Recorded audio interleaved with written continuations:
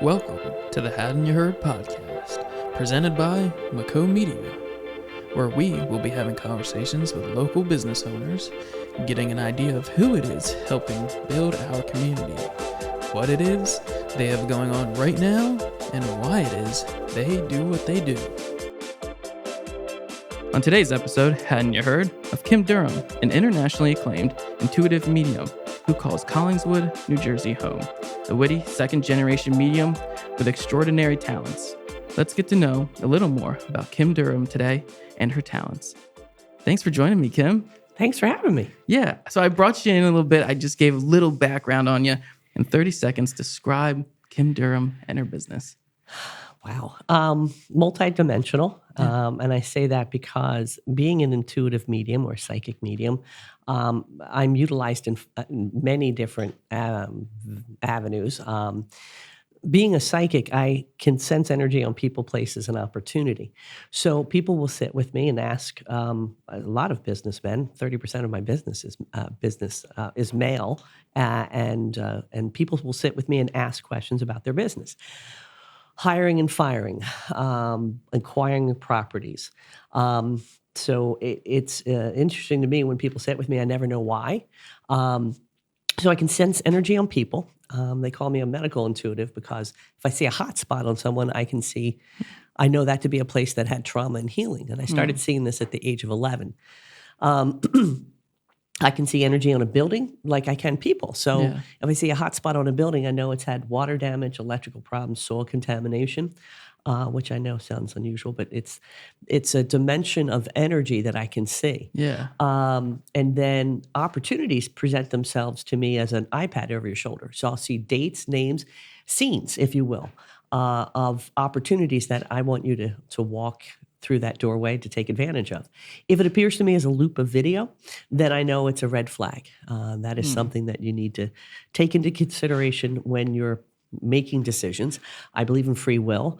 So, proceed with caution if I had forewarned you about something. This is incredible. This is one of my most exciting guests. I'm You're really sweet. happy to You're just sweet. dive in and have you come through these doors and hit the microphone with me. That's a lot to take in, but in a goofy manner. Okay. In 30 seconds, describe your business for me. Well, the psychic part is one part of my business. The mediumship is being able to communicate with those that have crossed over. So I can hear, see, and feel them.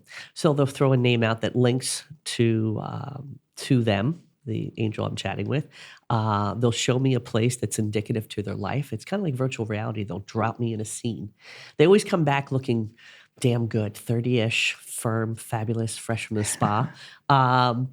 But the scene is indicative to the life, and I can actually describe people's homes, their businesses, a shared memory that loved one will show me as validation of who I'm speaking with. And so, a goofy way to describe my business, I talk about the Ghost, the movie Ghost. I'm Whoopi Goldberg in a way. I often say when people sit with me, because I draw pictures and I start to talk to them, spirit communication is intelligent to me. They'll use my background in nursing and sign language. So they'll use whatever tools they can to chat with me. And so it's like I'm Whoopi Goldberg with a dash of Teresa Caputo. That's awesome. It's what I tell people. Oh my gosh. So you discussed it a little bit, like 11 years old, you started to get a little bit of... At the age of 4, I started to see them in my room. Okay. And being blessed with a mother who started this business, she understood what was happening to me physically and would present it or ask me questions in a non-threatening way. So I was never afraid of it. There wasn't anything negative with it.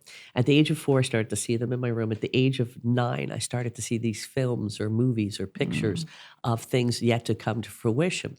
And at the age of 11, I saw a woman in my mom's office who had this orangey hue on her chest and her left arm.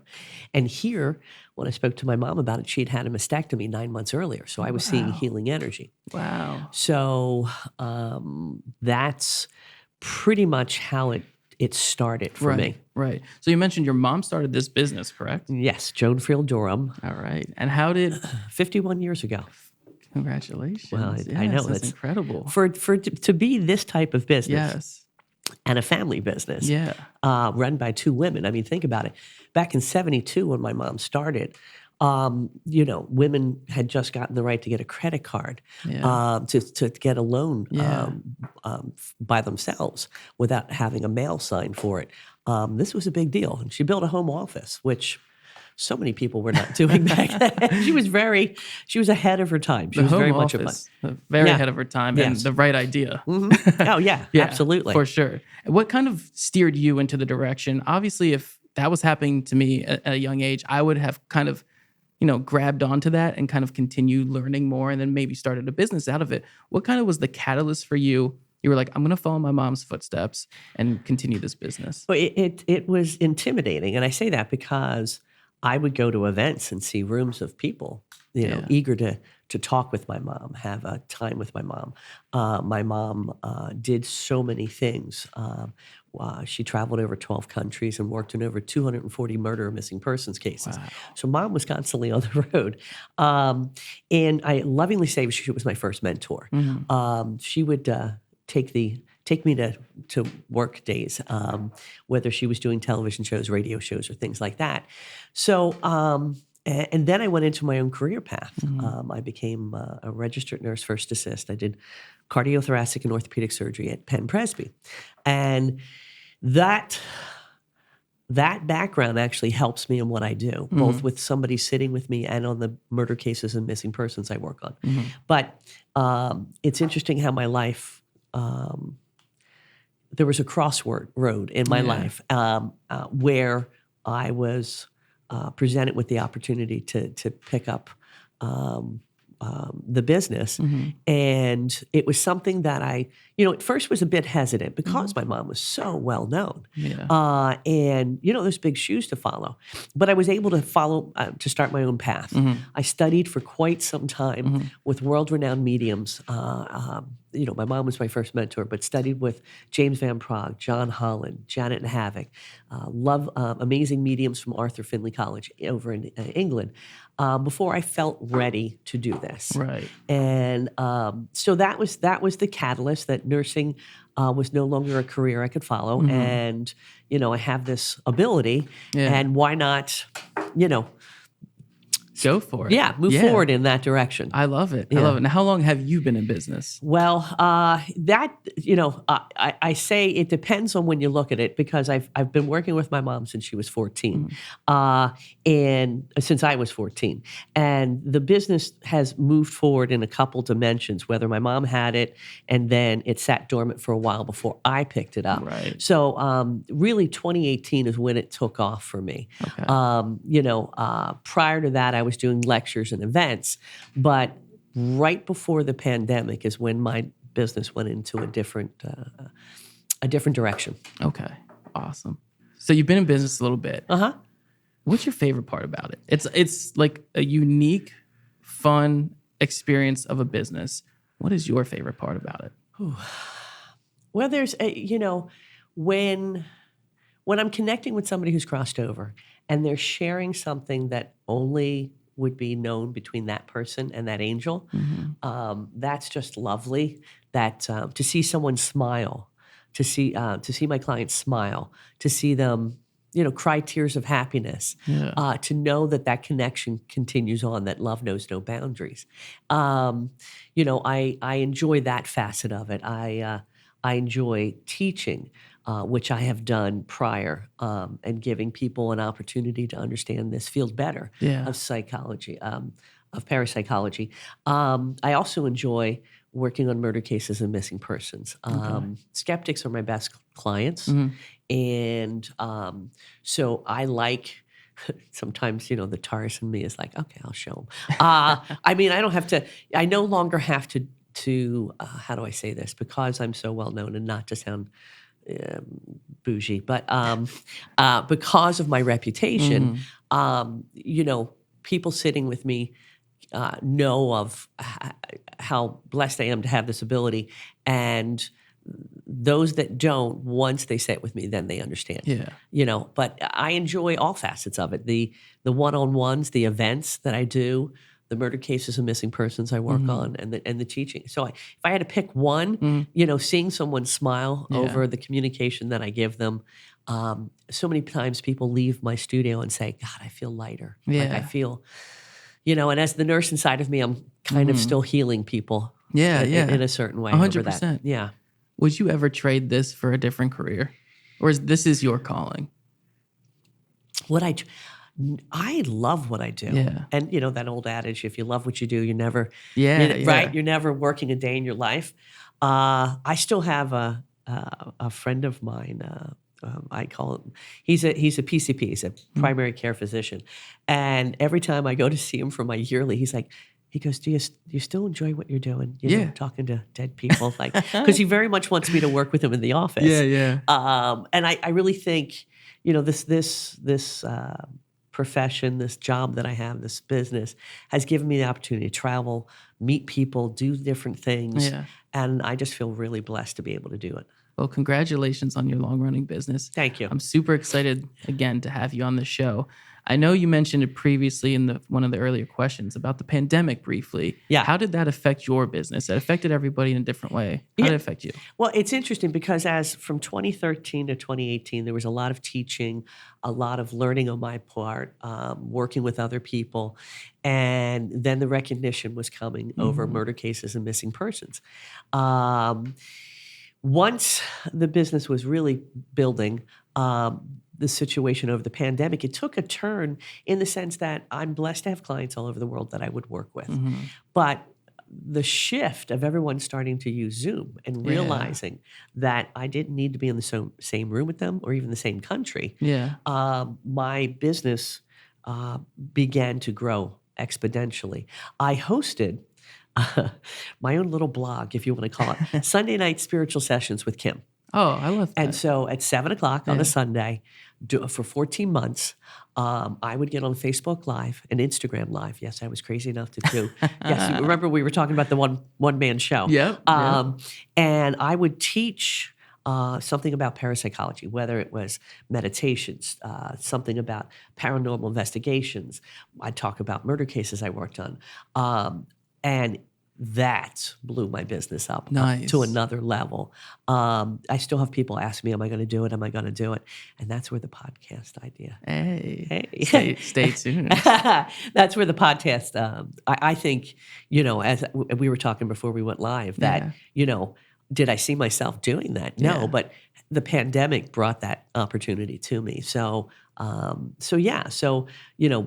the not being able to have people in the same room, my business took a different direction in a positive way. Yeah, it's incredible. That's a powerful pivot for your business. Yes.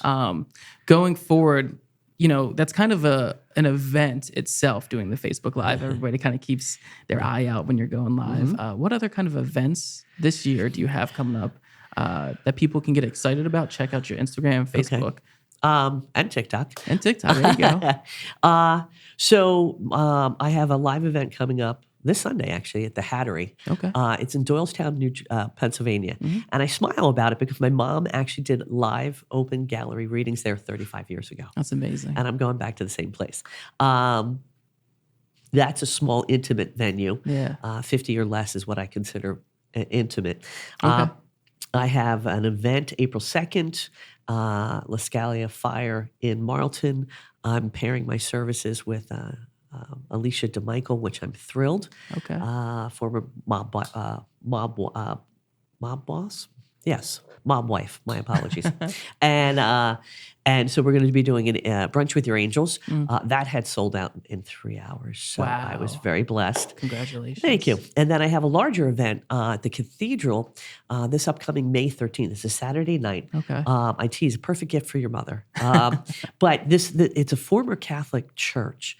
So this building is supercharged.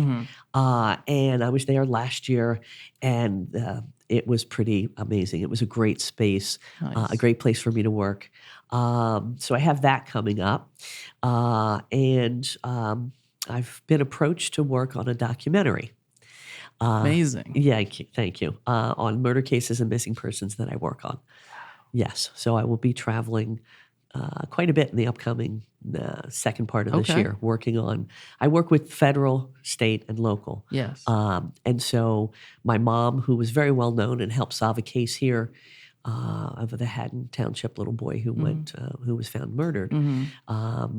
Our name is well known for being able to do this work, and it helps. As a mom, a medium, and a nurse, I know how important it is to bring them home. So I will be doing a lot of that this coming year. So that's what everybody can keep an eye out for. I want to pull back right to you talk about the mysteries, the murder mysteries, and everything like that. It kind of relates to a question I was going to ask down the road. What do you want to get out of your business? And how does that affect you at the end of the day? Are you fulfilled being able to be, a catalyst, conduit to, help people in that manner? Well, I think that's where the nursing part of being very empathic and wanting to help someone. So I am very much fulfilled in my business being able to do that. This being a conduit for spirit communication is exhausting. It drains my battery. So I only work with clients on a limited basis because of that. But it is fulfilling. Yeah. So, I say every day is a different day. Yesterday, I had a woman sit with me who sat with my mom 6 times and told me little stories about my mom, which were like little jewels for me since my mom's crossed over 12 years ago. I had an 87-year-old woman who wanted to sit with me to talk to her husband. How cute is that? Yeah. That's just adorable. I communicated with a young boy who drowned and wanted to speak to his parents. So the grief counseling, I work with therapists for grief counseling. My business has many scopes. I work with therapists for PTSD with soldiers. So every day is different. Yeah. Every day is different. And I enjoy that diversity. That's amazing. Thank you. Kym, I kind of know the answer to this question already, I think. Okay. Who's your role model? Wow. Absolutely my mom. Yeah. Absolutely. Joan, I teased. There was only one person I was afraid of here on the face of the earth and up there, and that would be Joan. 100% Irish she was. And just an amazing psychic medium. There are things that she predicted that came true 30 years later. Wow. She was so specific and just incredible. And at first going into this field and why I had taken so long, I think, to take over the reins fully, because I was so intimidated because how good she was.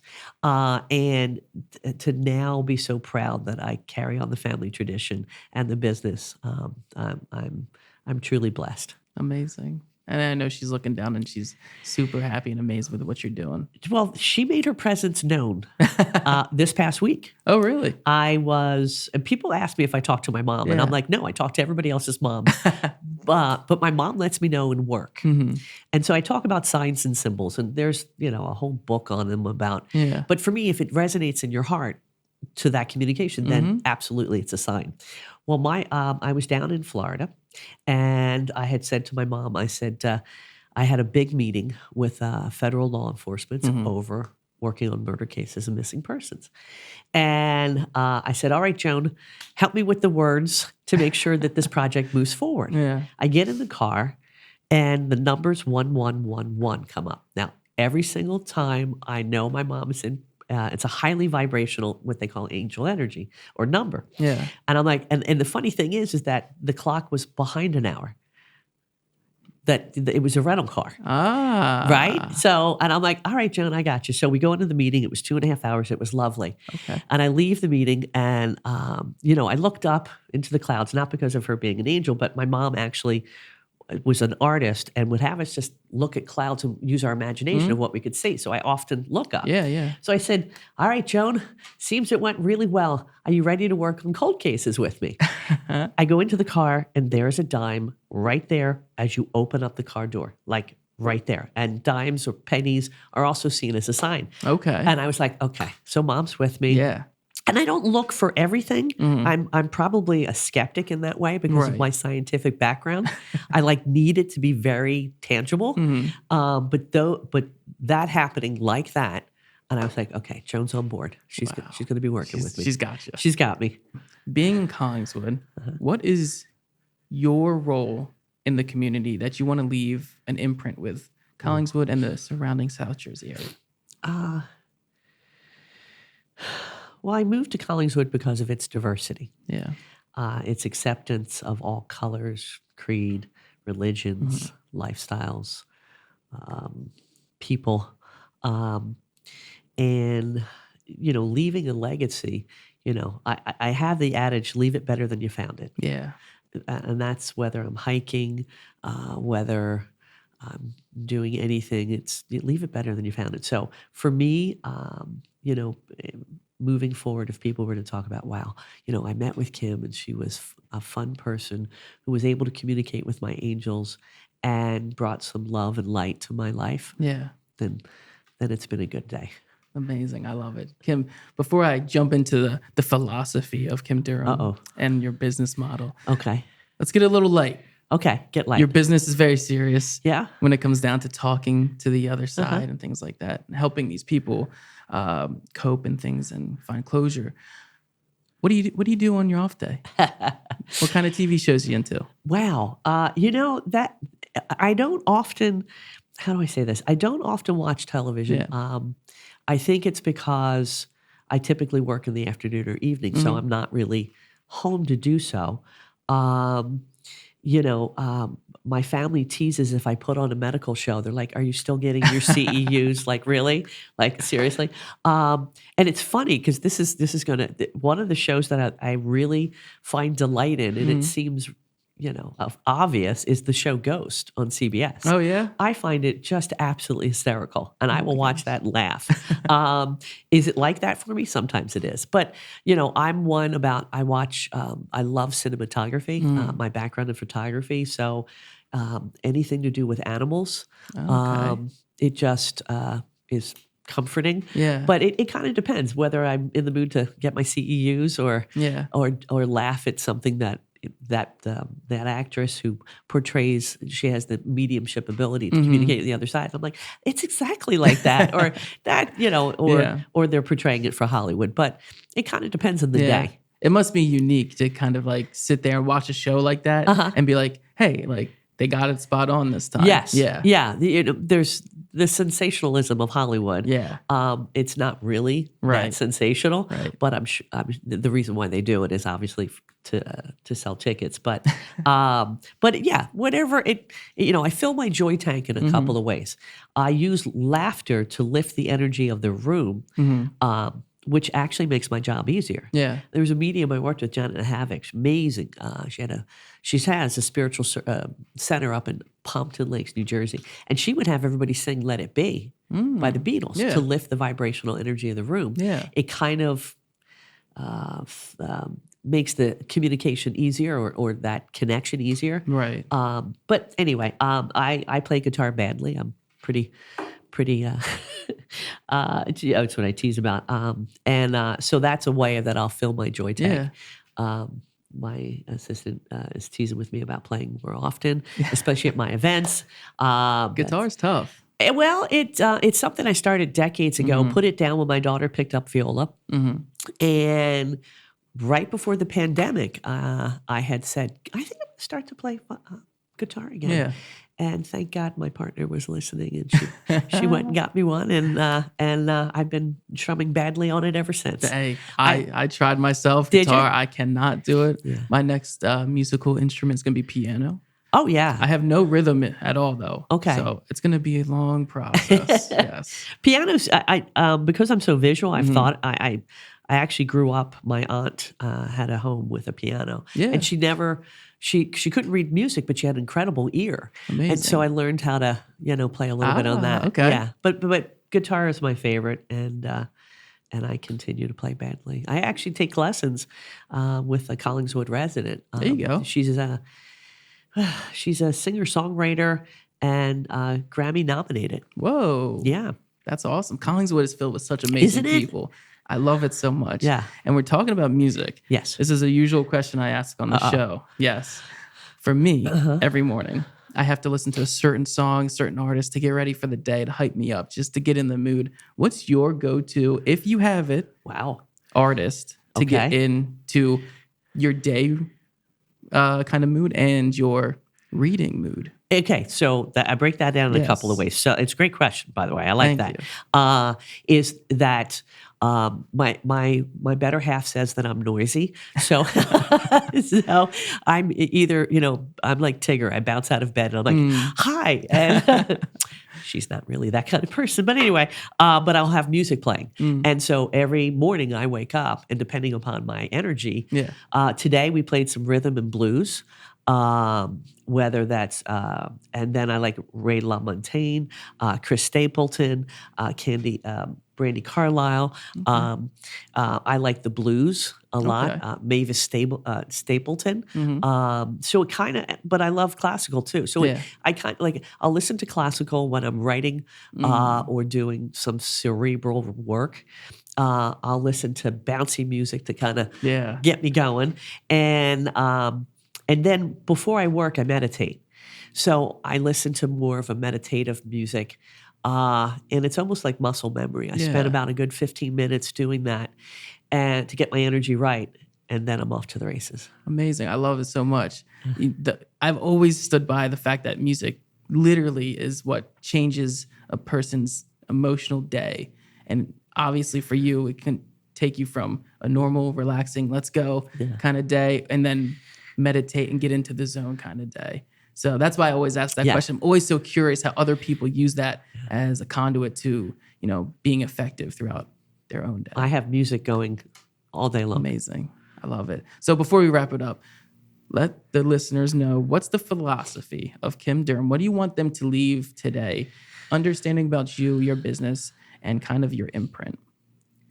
So the philosophy of my business is to help in healing grief, to help those who have had someone cross over that they're with. Now, I can never guarantee who's on the spiritual plane to communicate with. That being said, people use me for the ability to communicate with those that have crossed over. They can use my ability to be able to guide them in business decisions or even life decisions. The philosophy is just in helping, being able to find comfort. I often talk that light and love continues on the spiritual realm. And so if they look at my business and they go, wow, this is kind of unusual. They meet me and wow, you won't see the crystal ball or the swami thing, I'm your next door neighbor who just happens to talk to dead people for a living. And that's pretty much me. Yeah. You're a normal person. I pretty much am. Yeah. I prove on a daily basis I'm human. Let's put it that way. Awesome. Well, listeners, please check out Kym's website, Instagram, all of her socials, Facebook, TikTok. She's everywhere. Check it out. Check out all of her upcoming events if you want to join. Kym, thank you for joining me so much today. It was a pleasure. I appreciate it. And listeners, please stay tuned for another episode with another special guest of Haddon You Heard.